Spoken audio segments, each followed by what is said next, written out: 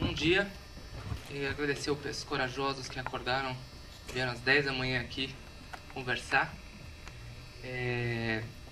Eu li lá que estava escrito um bate-papo com o Daniel Rezende, então não esperem que eu faça isso sozinho. Não preparei nada, não vou conversar um pouquinho aqui, contar um pouquinho começar contando como comecei a carreira. E aí, eu não sei quem daqui teve a oportunidade de vir ontem para ver o Blackout. E aí a gente vai conversando um pouquinho. Eu sou formado em publicidade, eu sou paulista, sou formado em publicidade, me formei na SPM, que eu costumo chamar de Escola Superior de Patricinhas e Mauricinhos, e comecei trabalhando com publicidade. Então comecei a trabalhar numa produtora em São Paulo, com comerciais, e comecei, na verdade, na pós-produção, finalizando. Então eu finalizava os comerciais do Fernando Meirelles, na época. Então fazia todos os comerciais dele. E depois de um tempo eu comecei a montar também os comerciais. Então eu montava o comercial e finalizava, fazia o pacote completo. Então nunca dava muito tempo para dormir, assim, era bem puxado. E aí eu acho que a gente foi uns 3 anos mais ou menos trabalhando juntos, assim, com publicidade, até que o Fernando Meirelles parou para fazer a Cidade de Deus. E aí ele me convidou para montar. Na verdade, eu não fui a primeira opção dele. A primeira opção dele ele ia montar com um montador que acabou não podendo, sorte minha. E aí ele me convidou para fazer a Cidade de Deus. Mas meio inseguro, assim, porque eu nunca tinha feito, né? Toda a minha experiência vinha de comercial. Então tive que aprender um pouco na marra, assim, a coisa de fazer cinema, né? Fazer que realmente é diferente, né? A montagem,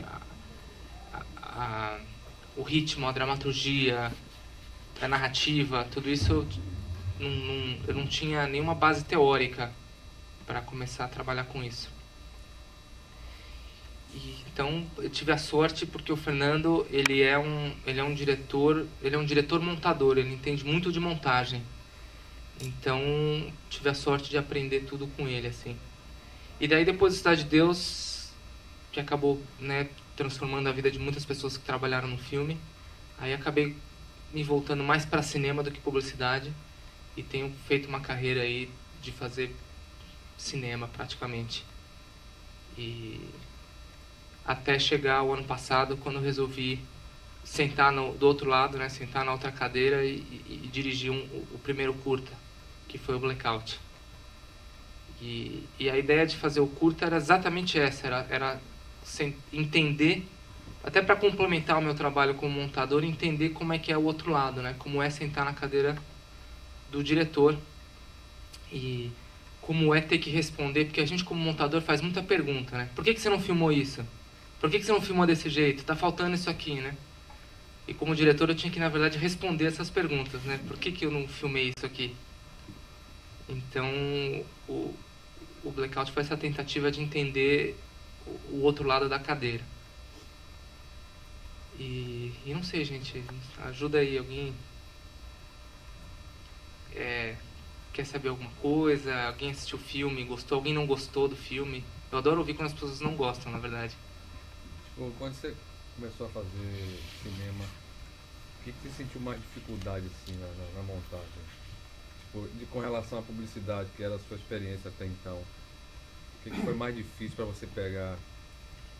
Eu costumo dizer que a montagem no cinema, ela tem 2 estágios muito claros para mim. Ela tem um estágio que é quando você lida com as cenas filmadas, você tem que montar cada cena.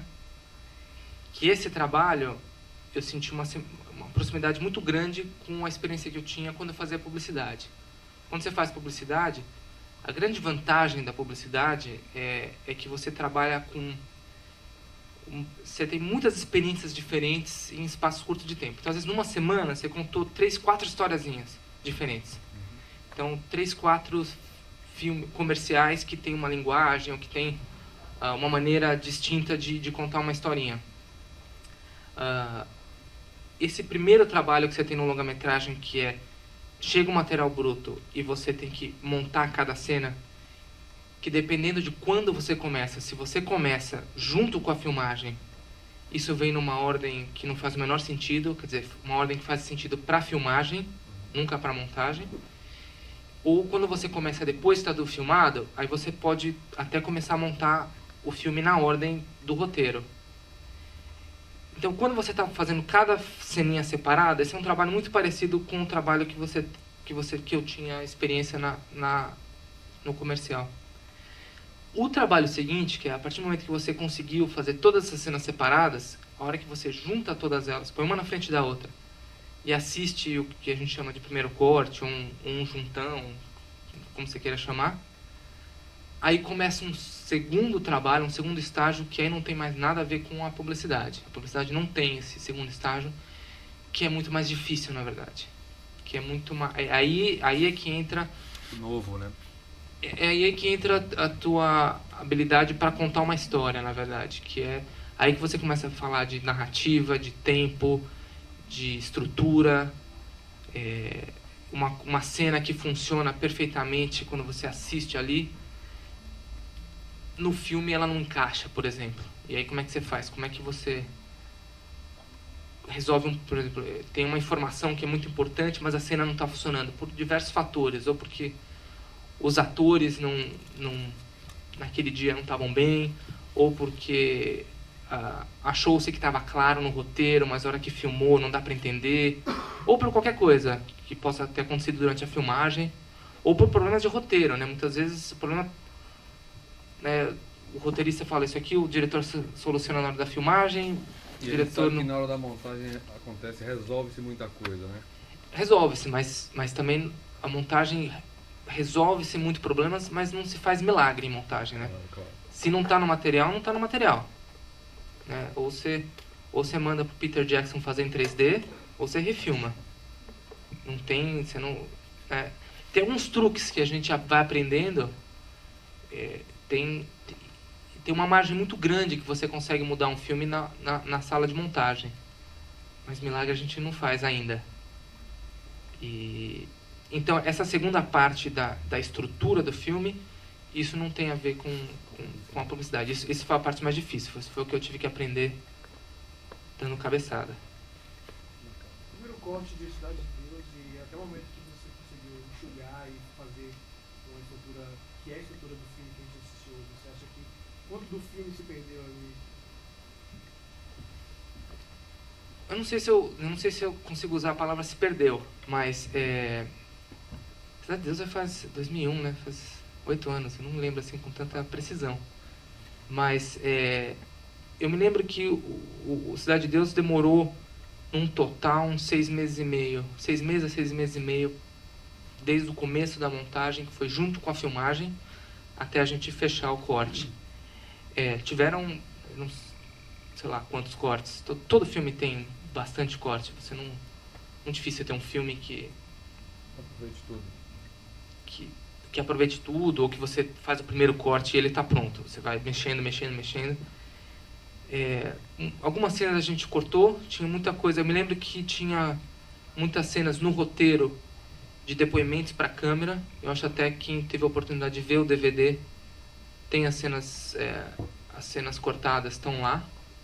Tinham depoimentos para a câmera de alguns personagens, parava o filme, eles, como se estivessem sendo entrevistados, eles contavam alguma coisa para a câmera, tudo isso caiu.